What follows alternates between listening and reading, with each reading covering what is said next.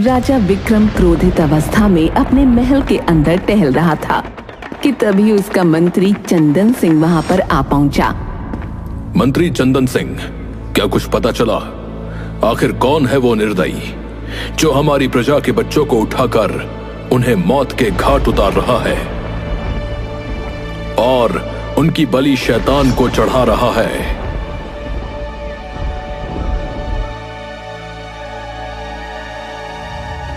महाराज, हमें पता लग चुका है, लेकिन आप उसका नाम नहीं सुन पाएंगे। हमारी बात का सीधे सीधे जवाब दो मंत्री चंदन सिंह। वो चाहे कोई भी हो, हम उसे छोड़ेंगे नहीं। महाराज, वो आपके सगे भाई वीर सिंह हैं, जो जंगल में खंडहर के अंदर शैतान को खुश करने के लिए मासूम और निर्दोष इंसानों की बलि चढ़ा रहे हैं। मेरा भाई हो या पिता, न्याय सबके लिए बराबर है। जाओ, जाकर मेरे भाई को तुरंत बंदी बनाकर यहां पर लेकर आओ।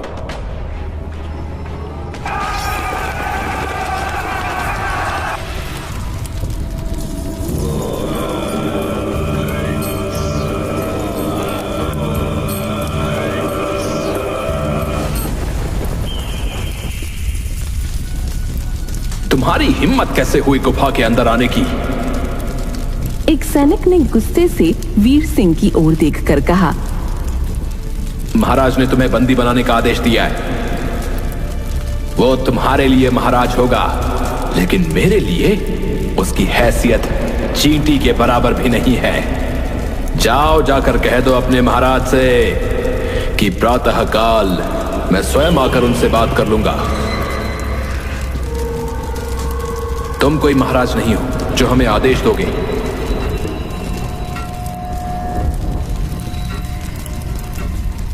देखते क्या हो, बंदी बना लो इसे और घसीटते हुए राजमहल ले चलो।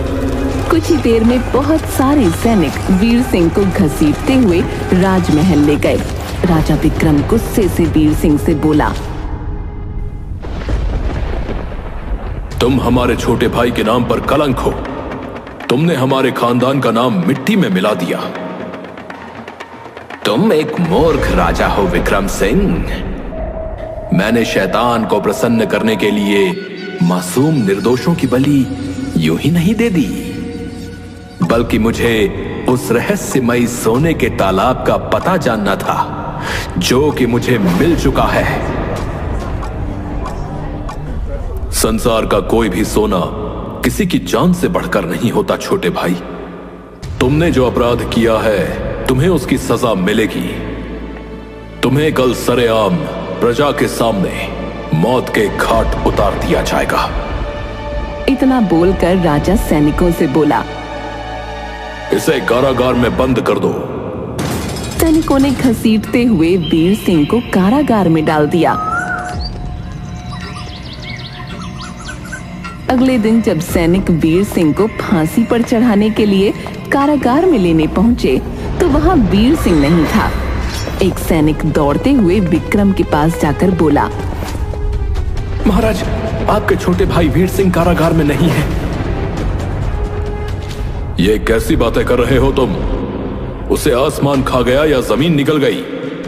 जाओ, जाकर ढूंढो। मुझे किसी भी हालत में वीर सिंह चाहिए।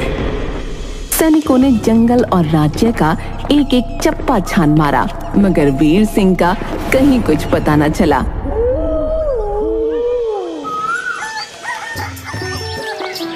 इस घटना के 20 वर्ष बाद कन्हैया शाम को अपने घर पर आया ही था कि तभी कन्हैया के पिता गुस्से से कन्हैया से बोले, तुम कहां से आ रहे हो कन्हैया? पिताजी, मैंने आपसे कहा था ना कि आज मैं अपने दोस्तों के साथ घूमने जा रहा हूँ। कन्हैया, इस तरह से तुम्हें मेरा और अपनी माँ का अपमान करने का कोई अधिकार नहीं है। अब आप कहना क्या चाहते हैं पिताजी?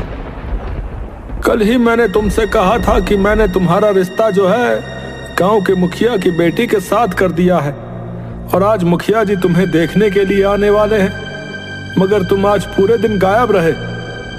अपने पिता की बात सुनकर कन्हैया हंसते हुए बोला, पिताजी, मैंने आपसे कहा तो था कि मैं मुखिया जी की बेटी के साथ विवाह नहीं करना चाहता। आप तो जानते हैं कि मेरे हाथ की रेखाओं में मेरा विवाह किसी राजकुमारी के साथ लिखा हुआ है।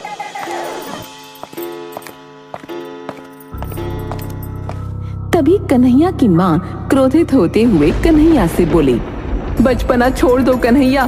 तुम्हारे बचपन में एक साधु ने मुझे तुम्हारा हाथ देखकर यही कहा था और मैंने सबसे बड़ी भूल कर दी तुम्हें ये बात बताने की।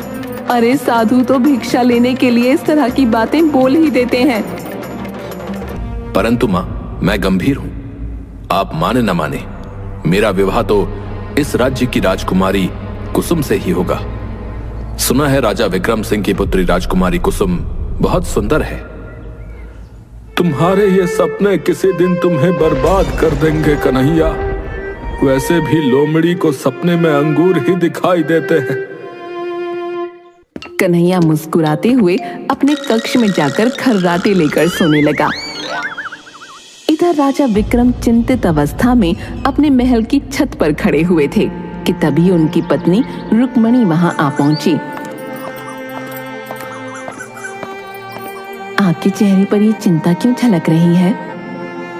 हमारी पुत्री कुसुम अब बड़ी हो गई है, हमें उसके विवाह की तैयारी शुरू कर देनी चाहिए। तभी वहां पर राजकुमारी कुसुम आ गई और अपने पिता से बोली, पिताजी, मैं विवाह किसी वीर पुरुष से ही करूंगी, इसलिए मैं चाहती हूँ कि आप मेरे विवाह का एक स्वयंवर रखें और इस स्वयंवर में सभी राजकुमारों को बुलाएं और उन्हें कोई कठिन कार्य सौंपें। जो भी राजकुमार उस कठिन कार्य को सफलतापूर्वक कर देगा, मैं वरमाला उसी के गले में डाल दूंगी। राजकुमारी कुसुम की बात सुनकर राजा विक्रम मुस्कुराते हुए बोला,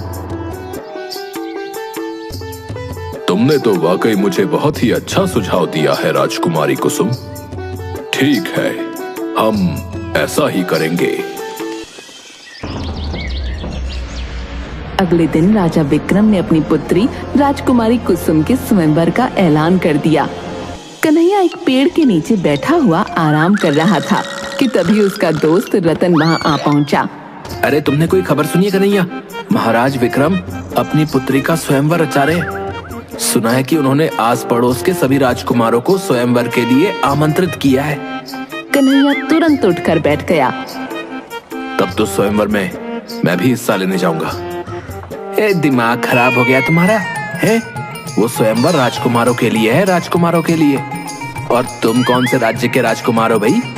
महल के सैनिक तुम्हें जो है घुसने भी नहीं देंगे। हाँ, महल में कैसे घुसना है ये मैं जानता हूँ और मैं अपने मन का राजकुमार हूँ। मैं तो वहां पर जरूर जाऊंगा। कुछ ही दिनों में वो समय आ गया। स्वयंवर में हिस्सा लेने के लिए 5 राजकुमार राजा विक्रम सिंह के महल में बैठे हुए थे। राजा विक्रम उन 5 राजकुमार की ओर देखकर बोले, तुम्हें सामने वो तलवार दिख रही है, वो तलवार मेरे पूर्वजों की है। कहते हैं कि मेरे पूर्वज बड़े ही शक्तिशाली थे। उस तलवार का भार इतना अधिक है कि आज तक उस तलवार को कोई भी नहीं उठा पाया। तुम में से कोई भी राजकुमार अगर उस तलवार को उठा लेगा तो मेरी पुत्री राजकुमारी कुसुम उसी के गले में वरमाला डाल देगी। राजा विक्रम की बात सुनकर एक राजकुमार हंसता हुआ बोला,